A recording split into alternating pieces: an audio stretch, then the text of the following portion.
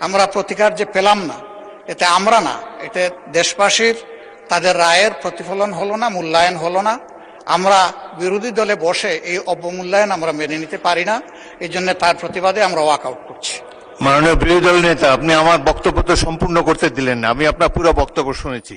আপনার ওয়াকআউট করা আপনাদের অধিকার। আমার অনুরোধ হলো আপনারা ওটা শোনেন, তারপরে যদি ওয়াকআউট করতে পারেন প্লিজ ফিল ফ্রি। তবে প্রস্তাবটির ভাগ্য কি নির্ধারণ হয় সেটি আপনি দেখার জন্য একটু অপেক্ষা করে দেখতে পারেন। ওই নোটিশটাও আমাদের নজরে আগে কিছুটা এসেছে। Free to মাননীয় walk out, স্পিকার, no আপনার problem. অ্যাবসেন্সে এই হাউসে এই নোটিশটা পড়া হয়েছে, সংশ্লিষ্ট সদস্য এটা পড়েছেন, আমরা শুনেছি। এই জন্য আমরা বুঝে শুনেই বলছি যে এই দুই কারণেই আমরা এখন ওয়াকআউট করছি। ধন্যবাদ মাননীয় স্পিকার আমাকে সুযোগ দেওয়ার জন্য। গতকাল যখন দিবসের সর্বশেষ কর্মসূচি আলোচনা হয়, আলোচনার শেষ বক্তা ছিলেন মাননীয় আইনমন্ত্রী। তিনি তার বক্তব্যে আমাকে একটু হয়তো খেয়াল করেন নাই ভালো করে আমার কথাটা, আমার তাই মনে হয়েছে। ইন্টেনশনালি উনি বলেছেন এটা আমি মনে করি না। আমি যা বলেছি তিনি এর বাইরে গিয়ে একটু আমার সম্পর্কে বলে ফেলেছেন। গতকাল যে এজেন্ডাটা আমরা উত্থাপন করেছিলাম, এটা ছিল মূলত গণভোট এবং গণভোটের সংস্কারের যে প্রস্তাব গিয়েছিল, এর আলোকে যে পরিষদটা গঠন হওয়ার কথা, সেই পরিষদের সভা আহ্বান সম্পর্কে এটাই ছিল মূল নোটিশের বিষয়বস্তু। এক পর্যায়ে মাননীয় স্বরাষ্ট্রমন্ত্রী একটা প্রস্তাব এনেছেন। এই প্রস্তাবে আমার বক্তব্যে আমি রেসপন্স দিতে গিয়ে বলেছিলাম, যেহেতু আলোচনাটা হয়েছে সংস্কার পরিষদের উপর, যদি এইটাকে কেন্দ্র করে কোনো কমিটি, বিশেষ কমিটি গঠন হয়, তাহলে আমরা ইতিবাচকভাবে সেটা ভেবে দেখব। এবং একই সাথে বলেছিলাম যে সেখানে সরকারি দল এবং বিরোধী দল থেকে সমান সংখ্যক সদস্য নিলে এটা অর্থবহ একটা কমিটি হিসাবে রূপ নেবে বলে আমরা বিশ্বাস করি। যেহেতু আমরা এখানে এসেছি সংকট নিরসনের জন্য, সংকট তৈরির জন্য নয়। এর উত্তরে তিনি তার কথা বলেছেন। আমার বক্তব্য যেহেতু আগে হয়ে গেছে, বিষয়টা আমি ক্লারিফাই করলাম।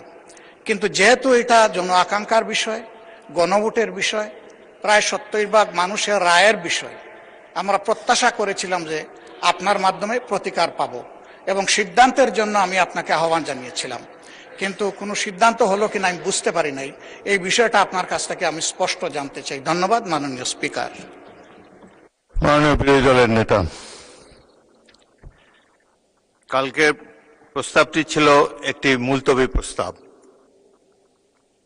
এটি আমার অনুপস্থিতিতে গৃহীত হয়েছিল।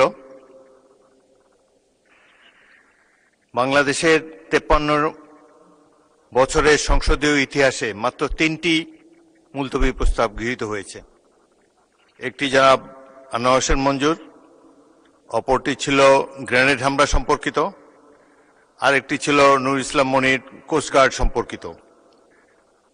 বছর পর বছর চলে যায়, কোনো মুলতবি প্রস্তাব গৃহীত হয় না সংসদে। তারপরেও প্রাণবন্ত আলোচনার জন্য ডেপুটি স্পিকারের সভাপতিত্বে মুলতবি প্রস্তাবটি গ্রহণ করা হয়েছিল। এই আপনি জানেন যে যেই সমস্যার সমাধান আইন প্রণয়নের মাধ্যমেই কেবল করা যায়, সেটি নিয়ে মুলতবি প্রস্তাব হতে পারে না।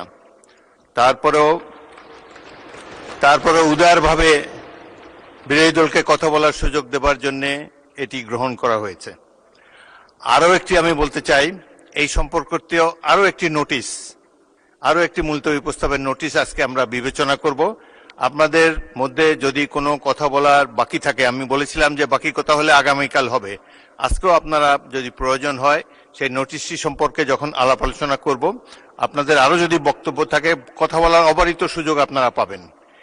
এটি একটি জাতীয় সমস্যা, যত গুরুত্বপূর্ণ বিষয় আছে, আমরা আশা করি ট্রেজারি বেঞ্চ এবং বিরোধী দল মিলে খোলাখুলিভাবে কথাবার্তা বলে সংসদে প্রাণবন্ত আলোচনার মাধ্যমে আপনারা সিদ্ধান্ত নেবেন, সেই সুযোগ আপনাদের রয়েছে।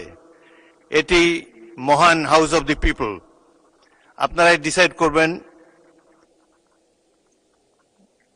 রুলস অফ প্রসিডিওর অনুসারে আমরা যাতে পরিচালিত হতে পারি।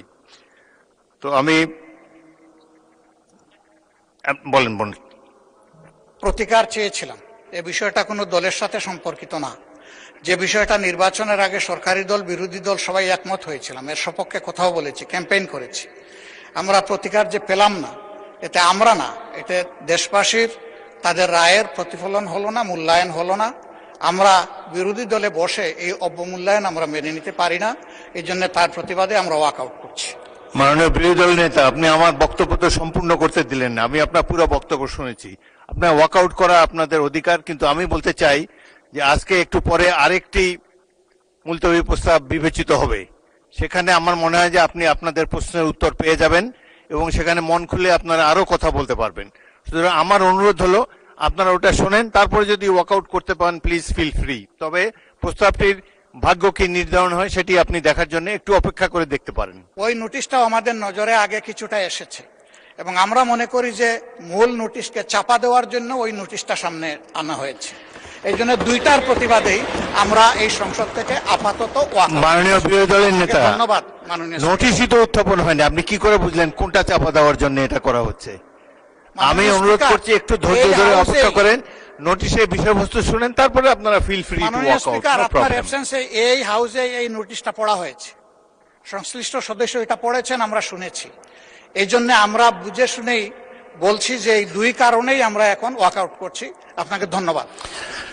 নিশ্চয়ই সংসদীয় রীতি অনুযায়ী আপনারা ওয়াকআউট করতে পারেন, ফিল ফ্রি। ধন্যবাদ।